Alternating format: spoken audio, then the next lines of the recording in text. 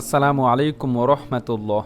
সুপ্রিয় মুসলিম ভাই আমার, আশা করছি আল্লাহর অশেষ মেহেরবানিতে আপনি ভালো আছেন। হজরত আদম আলাইহিসসালামের বিবাহ, চলুন আজকে এই নিয়ে আলোচনা করি।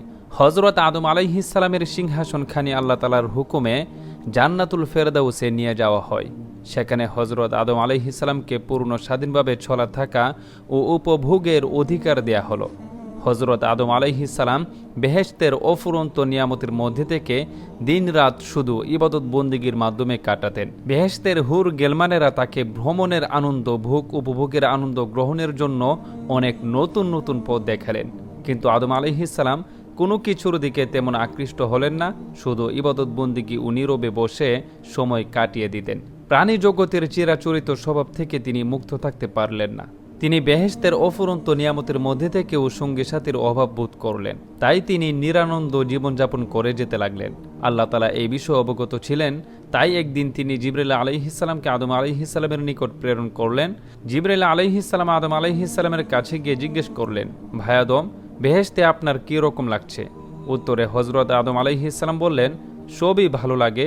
চতুর্দিকে তৃপ্তিকর পরিবেশ, হুর গেলমানের পরিচর্যা প্রশংসযোগ্য। তবুও প্রাণে যেন কিসের এক অভাব অনুভব করছি, যা আমি আপনাকে বুঝিয়ে বলতে পারবো না।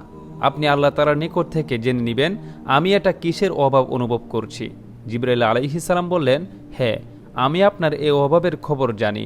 আল্লাহ তাআলা আমাকে আপনার এই অভাব পূরণ করার জন্য পদ্ধতি বলে দিয়েছেন। আমি শীঘ্রই সেই ব্যবস্থা গ্রহণ করছি। এ বলে জিবরাইল আলাইহিসসালাম সে দিনের মতো চলে গেলেন। পরের দিন ফজরের পূর্বে জিবরাইল আলাইহিসসালাম আল্লাহ তাআলার নির্দেশক্রমে হজরত আদম আলাইহিসসালামের ঘুমন্ত অবস্থায় তার নিকটে এসে বিনা অস্ত্র পাচারে কুদরতি কায়দায় তার বাম পাজরের একটি হাড় বের করে নিলেন। অতঃপর উহার উপর রক্ত, মাংস ও চামড়ার আবরণ দিয়ে সজোরে ফুঁক দিলেন। অমনি এক অপরূপ নারী আকৃতিতে পরিণত হল। অতঃপর তিনি দ্বিতীয়বার তার মুখে ফুঁক দিলেন। অমনি তার রূহ শরীরে প্রবিষ্ট হল। তৃতীয়বার তিনি যখন আরেকটি ফুঁক দিলেন, তখন সে নারী উঠে বসলেন এবং নিজের মুখে পর্দা দিয়ে লজ্জার অনুভূতি প্রকাশ করলেন। এ সময় জিবরাইল আলাইহিসসালাম হজরত আদম আলাইহিসসালামকে ঘুম থেকে জাগ্রত করলেন। হজরত আদম আলাইহিসসালাম জাগ্রত হয়ে সম্মুখে অপূর্ব সুন্দরী, চন্দ্রের নেই উজ্জ্বল এক যুবতীকে দেখে তন্ময় হয়ে সেই দিকে তাকিয়ে থাকলেন। হজরত জিবরাইল আলাইহিসসালাম বললেন, ইনি হলেন আপনার জীবনসঙ্গিনী বিবি হাওয়া। হজরত আদম আলাইহিসসালাম তার জীবনসঙ্গিনীর সুসংবাদ শুনে অত্যন্ত আনন্দিত হলেন। তার প্রাণের যে অতৃপ্তি ছিল তা যেন নিমিষে দূরীভূত হল। হৃদয়ের মাঝে অফুরন্ত প্রেমের বান ডেকে উন্নত তরঙ্গের নেই চতুর্দিকে আছড়ে পড়তে লাগল। কি যে তৃপ্তি, কি যে আনন্দ, কি যে মায়া তখন তার অন্তরে বিরাজ করছিল, তার বর্ণনা কারো পক্ষে দেয়া সম্ভব নয়। কথিত আছে পৃথিবীতে আল্লাহ তাআলা কয়েকজন নারীকে অপরূপ সৌন্দর্য দান করেছিলেন। তন্মধ্যে বিবি হাওয়ার সৌন্দর্য ছিল অন্যতম। হজরত আদম আলাইহিসসালাম দীর্ঘ সময় বিবি হাওয়ার পানে তাকিয়ে থেকে তার নিকটবর্তী হওয়ার উদ্দেশ্যে সম্মুখে অগ্রসর হলেন। তখন জিবরাইল আলাইহিসসালাম বাধা দিয়ে বললেন, তাকে বিবাহ বন্ধনে আবদ্ধ করার পূর্বে তার নিকটবর্তী হওয়া আপনার জন্য জায়েজ নয়। অতএব প্রথমে আল্লাহর দরবারে বিবাহের জন্য আবেদন করুন। হজরত আদম আলাইহিসসালাম জিবরাইলের শিখানো পদ্ধতিতে হাওয়াকে বিবাহ করার জন্য আল্লাহর দরবারে আরজ করলেন। প্রিয় ভাই আমার, আল্লাহ তাআলা হজরত আদম আলাইহিসসালামের আবেদনের পরিপ্রেক্ষিতে আদম হাওয়ার বিবাহের মঞ্চ ঠিক করার জন্য ফেরেশতাগণকে হুকুম দিলেন। ফেরেশতাগণ অত্যন্ত আনন্দ সহকারে স্বর্ণ, রূপ, হীরা, জহরত ও মণিমুক্তা দ্বারা এক বিরাট মঞ্চ তৈরি করলেন। এই মঞ্চটি তৈরি করা হলো বেহেশতের মধ্যকার সবচেয়ে আরামের জায়গায়। তুষা নামক ছায়াদানকারী এক বিশাল বৃক্ষের নিচে সকল ফেরেশতাগণকে দাওয়াত দেওয়া হলো এই মজলিসের মধ্যে। প্রিয় ভাই, আল্লাহ তাআলা আরশ থেকে এই মঞ্চ পর্যন্ত সব পর্দা উঠিয়ে দিলেন, যাতে সব ফেরেশতা ও আদম হাওয়া যেন বেহেশতের মধ্যকার সবচেয়ে অধিক তৃপ্তিকর জিনিস আল্লাহ তাআলার দিদার লাভ করে অশেষ আনন্দ উপভোগ করতে পারেন। অতঃপর আল্লাহ তাআলার স্বয়ং সংক্ষিপ্ত খুতবা দান করে বিবাহের কার্য সমাধা করে দিলেন।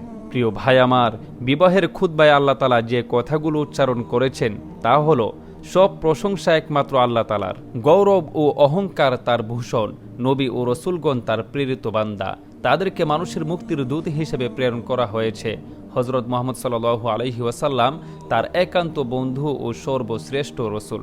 আল্লাহ তাআলা সব কিছু সৃষ্টি করেছেন, সবাইকে শেষ পর্যন্ত তার কাছেই ফিরে যেতে হবে। ফেরেশতাগণ তার আজ্ঞাবহ। সে ফেরেশতাগণকে সাক্ষী রেখে আদম ও হাওয়ার বিবাহ বন্ধন সম্পন্ন করেন। তিনি এদের দ্বারা সৃষ্টির আর এক অধ্যায়ের সূচনা করলেন। এই বিবাহের মহারণা হবে দরদ ও তাসবিহ। প্রিয় ভাই, আল্লাহ ছাড়া কেউ উপাস্য নেই, তিনি একক, তার কোনো শরিক নেই। অতঃপর হযরত আদম আলাইহিস সালামকে বলা হলো, হে আদম, তুমি ও তোমার বিবি বেহেশতে পরম আনন্দে বসবাস করো, সেখানের ফলমূল ভক্ষণ করো, কিন্তু নির্দিষ্ট ওই গাছটির কাছে যেও না। যদি যাও তবে তা হবে অন্যায় ও পাপের অন্তর্ভুক্ত কাজ। অতএব তোমরা সাবধান থেকো, শয়তান তোমাদের পরম শত্রু। তোমাদের ওপর আল্লাহর রহমত ও বরকত নাজিল হোক। হযরত আদম ও বিবি হাওয়া বিবাহ অনুষ্ঠানের পরে পাঠ করলেন, হে মহান প্রভু, আমরা তোমার গুণগান করে জীবন কাটাতে চাই। তুমি মহান, তুমি ছাড়া আমাদের কোনো উপাস্য নেই, তোমার সাহায্য ছাড়া কারো রক্ষার কোনো পথ নেই। তুমি আমাদেরকে তোমার রহমতের ছায়া দান করো। প্রিয় ভাই, বিবাহের পরে হযরত আদম আলাইহিস সালাম বিবি হাওয়াকে স্পর্শ করার জন্য যখন অগ্রসর হলেন, তখন তাকে বাধা দেয়া হলো এবং বলা হলো, প্রথমে বিবির মহরানা আদায় করো, তারপরে তাকে স্পর্শ করো। তখন হযরত আদম আলাইহিস সালাম বললেন, হে আমার আল্লাহ, আমি কি দিয়ে এ মহরানা আদায় করব? তখন তাকে বলে দেয়া হলো, তুমি শেষ নবী হযরত মুহাম্মদ সাল্লাল্লাহু আলাইহি ওয়াসাল্লামের উপর অন্তত 10 বার দুরূদ পাঠ করো, তাহলে তোমার পক্ষ থেকে মহরানা আদায় হয়ে যাবে। তখন হযরত আদম আলাইহিস সালাম 10 বার দুরূদ পাঠ করলেন এবং নবী মুহাম্মদ সাল্লাল্লাহু আলাইহি ওয়াসাল্লামের কালিমা পাঠ করে তার দ্বীন গ্রহণ করলেন। প্রিয় ভাই আমার, মানব জাতির মধ্যে সর্বপ্রথম হযরত আদম আলাইহিস সালাম আমাদের রসুল সাল্লাল্লাহু আলাইহি ওয়াসাল্লামের উপর ঈমান আনেন এবং তার উম্মতের অন্তর্ভুক্ত হন। প্রিয় ভাই আমার, যদি ভিডিওটি ভালো লাগে অবশ্যই সাবস্ক্রাইব করে আমাদের পাশে থাকবেন। আল্লাহ আমাদের সকলকে দুনিয়া ও আখিরাতের ইলম দান করুন। আমিন।